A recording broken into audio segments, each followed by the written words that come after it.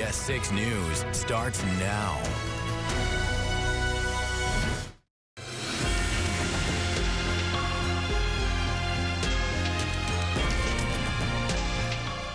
Hi, I'm Tom Eschen, and this is Power in Politics, the award-winning podcast and segment that goes to the issues that impact New Yorkers and beyond the most with the people, the officials, advocates, the stakeholders that are making those decisions and calling for change, too. Today, we go to the racecourse, Saratoga Racecourse, as the Belmont Stakes. The Belmont Festival is in Saratoga this week, once again, for the second year. We'll discuss with David O'Rourke if there's a third year potentially on the table in Saratoga for the Belmont, and also where Saratoga fits in the grand scheme of New York horse racing and where they see it in the future, whether that is another Belmont, whether that is a Breeders' Cup, and how the Belmont Park reconstruction fits into all of that, and also New York horse racing's role in the Triple Crown and the dates of that Triple Crown.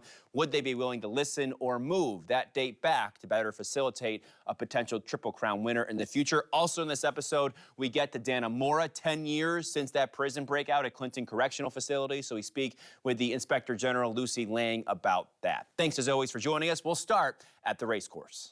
Again, David, we appreciate you coming on, and of course, a bit of a tradition for you in the opening week, in this case, opening week of the Belmont Festival. Thanks for having me. Yeah, of course. You know, this is the second year we're seeing the Belmont Festival here at Saratoga Racecourse. What did you at NYRA learn from year one of this? We needed more men's rooms. That was one thing, yeah. Hats off to the ops team. Yeah. We've rolled in last year, and we started a day earlier this year. We knew we could pull it off operationally, and so far it's been smooth. Okay. I mean, we had a bit of a power thing, but that was out of our control. What about for Saturday specifically? Because I know we see sort of a buildup of people from yesterday even to today. I think we've seen a little bit more Friday, and then Saturday. I mean, we knew last year's 50,000 plus. You know, that were here. Those lines. I guess. What do you bring in? Some porta potties? I guess. How do you kind of? Oh, if you're on the that? Fence line, we've tapped into the sewer, so you got trailers in different areas. And then in terms of the lines, you go through the logistics and. You know, not to get into the details, but essentially it's people in motion, and they've just adjusted some of the stuff. But up here it's refining, because we have big events up here, like the Travers and whatnot. It's just the Belmont's just to another level, and there's some learnings that we brought back, and it'll be a little smoother this year. And as we look ahead now to the rest of this weekend, what should people expect if they come out this time around in terms of the races, the stakes, and everything that's in store here at the racecourse? Like the best racing in the country. It's going to be, you know, once the gates open, you know, the stars of the show are the athletes, equine and human. And you're looking at, this is Saratoga, this is the Mecca, and we're gonna have some great races this weekend. I know there's been some talk, and I know after, of course, we know with the construction of Belmont Park right now going on, I know that it's always been the plan to September 2026. That's still on track, right, at this point? And there was always the question of, well, maybe there could be a possibility that we do Belmont Stakes at Belmont Park in 2026. And I know that you guys have said we're going to make an announcement soon. I want to know what does go into that decision. Like, what do you consider? What are the factors when you're deciding what to do in 2026? No, that's a really good question. Like, first off, it's the racing surfaces. Now, those will be in the fall, so the racing surfaces are going to be good. It's about the timing on the building, and listen, we're going to get through this weekend, and then we're going to give everyone as much lead time as possible. So. Just give us a week, and then we'll give everyone some clarity on that. Everyone take a breath, right? We got a lot to do over the course of I'm going to hold my breath for about 3 more days. There is another, you know, we knew last year, and I think we'll probably see that again this year, was attendance, you know, here at the racecourse was higher than we've seen at Belmont Park in the past. How do you replicate that? I know, of course, you're putting millions of dollars into trying to do that, I'd imagine, but I guess, how do you replicate and how do you incentivize attendance once you go back to the Belmont Park? I like that question. Saratoga is so unique. So as a management team, you inherit something that's working so well. And when you're looking at the backyard and the fact that, you know, a huge proportion of the attendance is in the back, and the price point and the ability to bring the family out and come here and bring food and beer, you know, take those learnings, bring them down south, and you know, we're going from 5 acres of green space to 30 in an area that doesn't have a lot of parks. So, listen, is it going to be very different than here? Yeah, this is historic. That's going to be a modern building, but there's learnings about how it works here that we can bring down there. So. Yeah, I think it's going to be amazing once we're there. And I know you want to hold other events down there, right? Outside of the racing season? Yeah, then there's an arena right there. There's a mall that's opening up right across the street. And we're not up there for the whole summer. So, you know, you could talk whether events, whether it's corporate. And now you're building a new building, so you can factor all that into the capabilities to utilize that building. And then with all of that green space, car shows. During the winter, we've worked with the Islanders, and they've got ice skating rinks out there. So just think of like activation year round. Think of a park. Yeah. What about here?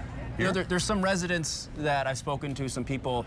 This is dark from September to June, generally every year. Yeah. Has there ever been a conversation about doing stuff like that here at the race course? Do we do weddings and functions in 1863? Yeah. You know, the focus has been, it's a really good question. The focus has been so much on Belmont, and up here works so well. Could there be some other things that are done? Possibly. It's, we're trying to bite off one thing at a time. Yeah. You got a big project But going on. we really expect, we're going back to the normal meet. Okay. Yeah, back okay. to tradition. After this? Yeah. I don't want to play with it. Yeah, I was going to add. Everything that we're doing is one-off for this development. That was my next question, was long-term, you know, where does Saratoga Racecourse fit in NYRA's plans? I know there's plans for Aqueduct. I know there's plans for Belmont Park. What about Saratoga? Saratoga's going back to 40 days, ending on Labor Day. You know, the July 4th festival, the way the timing worked and the significance of those races and the international participation, it just works so much better up here compared to downstate at Aqueduct. So that's temporary too. So I can dispel a few rumors with this one. Yeah. We're going back to the traditional, the 40-day meet. I know that's expanded over the years, and you guys have said that's that before. That's why I stopped myself. Right? There, yeah. 40 days, why is that the right amount of time? It's just a good number. It seems to have worked, and I don't see it expanding beyond that, honestly. You don't want to dilute something this wonderful. So we go beyond New York, we go beyond Saratoga, if you will. You know, you heard some people, especially in the journalistic field, you could probably say, that cover this on a daily basis, talk about horse racing being at a reckoning, seeing, you know, horses not run the Preakness, you know, after winning the Kentucky Derby, no Triple Crown. Do you agree with that? Do you think horse racing's at a reckoning? In terms of the Triple Crown? In terms of just in general. I think Why don't we start there? Why don't we start at Triple Crown? Well, we went over 3 decades, almost 4, without a winner. Yeah. Journalism's going to be the favorite on Saturday. Barely lost the Derby. Yeah. So it could have happened this year. You know, like in reality. So when you're playing with something like that, like the literal crown jewel of American racing, you need to take a lot of input, and you need to work methodically how you think through it. So with us, we want to get back to Belmont. I do not see us touching that until that moment, but those conversations can go on to it. In terms of the date. In terms of the date, well, you're basically going about the spacing of the races. Yeah, right. Yeah. Yeah. So we're going to be on this pattern at least until we get down to Belmont. Right. Probably, I'd imagine Breeders' Cup is a factor there too, and putting that on at all, or. Well, not so much with the spacing, but that's just you got to get a big event in a new building. Right. Like that's 27, right? That's just for our viewers. Yep, 27. Correct. Yep. Okay. So. You can circle back in terms of like the overall industry. Yeah. You had record ratings with the Derby. The numbers were amazing. Preakness had record wagering. The big events up here, the numbers are powerful year in and year out. I think one of the things that we're contemplating when we're doing in Belmont is, you know, the day in and day out racing. Like, how do you create an environment where people want to come out? And I think part of that is it's a sporting event, it's a pretty event, price point, accessibility to the animals. So, you know, when you see this place on a weekday up here, it's quite vibrant. And that's the type of thing those are learnings that we can take and we can adopt to our new facility. So I think it's just about evolving the fan experience at a racetrack. And for us, a lot of it has to do with green space, accessibility, and yeah, there are aspects too. You want to bring, when you're dealing with like certain demos in the high-end part of the equation, which generates quite a bit of revenue, you have to have the proper offerings for that. And so it's about investment, and that's what New York's doing with Belmont Park. And I do wonder, I remember last year we talked about you know, the wagering and the record set there, but you also have the and some people were like, well, that's because everyone can just do it online. Everyone can just do it on their phone. Yeah, it's a good thing. How do you work through that to get people here so that way they just have to sit at home? I mean, I'm sure every sport's going through that right now. People I don't want to go to an NFL game. I can pay whatever it is. I can sit at home. How do you? That's a really good point. You think back about even the building at Belmont that we just took down and that we're rebuilding. Yeah. That building was built for gambling. So was Aqueduct. There's aspects of this building where it was placed into it. Yeah. the experience is different. You don't need that part of it. So actually it frees you up in terms of opening space up and allowing people to experience the track in a different setting where it's not, you don't have to go through a mutual bay to get to the track. People can do it on the phone. Now you still need that. Yeah. There is an aspect to the in-person, so it's a blend. But no, we're embracing it. I think the world's gone digital. So how do we play with that? Yeah. So I think it's huge. Yeah. I think it's good. I think Instagram, there's so many things about the track that you lean into it. But yeah, the betting is on the phone. Do you see it giving you like a touch point of people, Yeah, of course. of someone that downloads NYBERBets? Does that work? That, and then think of the sports books, and several of them have, FanDuel will be an example, where it's a single wallet and things like that, where that broadens your audience. Now, people that they might be aware of the Triple Crown, but they're engaging these platforms as a casual sports fan and wagering and interacting with the second screen in that sense, and we put our product there. And it's really just broadening out your TAM, your accessible market. I know a proponent of this for you, and this goes beyond the betting aspect. And yesterday you had the New York Breds, and you talk about, I think another big concern and challenge right now is diminishing fields. You talk about the crop that's coming in, of being able to, backfill that, if you will. Yes, you had the New York Breds yesterday. How do you navigate that challenge when it comes to making sure people have races that aren't just 4 horses, as sometimes you might say? Yeah, so actually New York's, we've got a great story here. In terms of the full crop, I think it was up 16, 17% last year. So it's a positive story in New York. Now, other regional markets might be struggling, but what we're doing in terms of our racing and breeding program here, it actually creates a very unique opportunity to get into horse racing.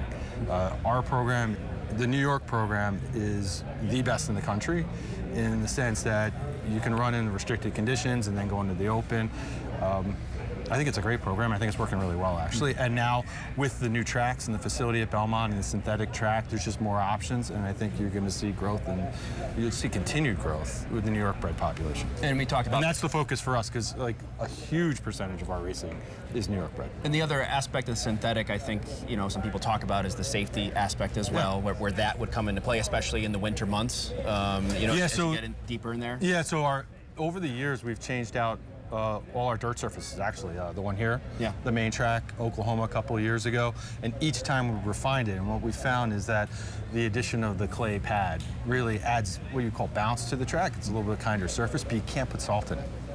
So we want the dirt track at Belmont to be the best track as possible and take all the learnings from these other tracks. So the fact is, do you want a synthetic track? Because we have room for one more mile track. Or do you want a winter dirt? And the synthetic just makes so much more sense statistically from a safety aspect, as well as year-round when it rains, as it does up here. You can take those races off the grass and put them on the synthetic, and people are much more inclined to stay in because it's kind of like fake grass and the way it feels underfoot. Yeah. So that's the plan. Really interesting conversation there as we learned a little bit more. We'll also learn more about the race course when we come back.